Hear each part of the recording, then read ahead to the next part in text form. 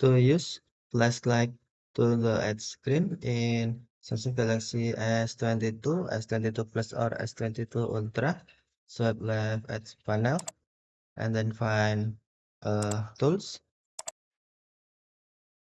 If you cannot find tools, you must turn on tools first.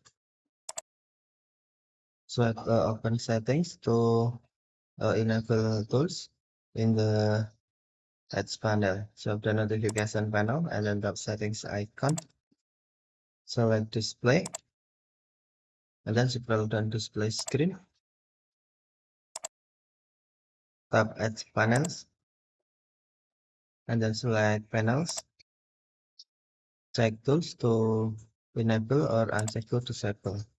You must, if disable, check to disable and then find tools. Tap more icon or three dot icon and then select flashlight. You can tap to turn on plus icon to more uh, like or minus icon to decrease like.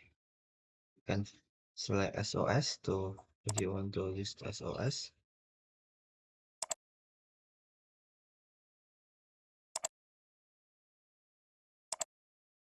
Okay, thank you for watching. Have a nice day.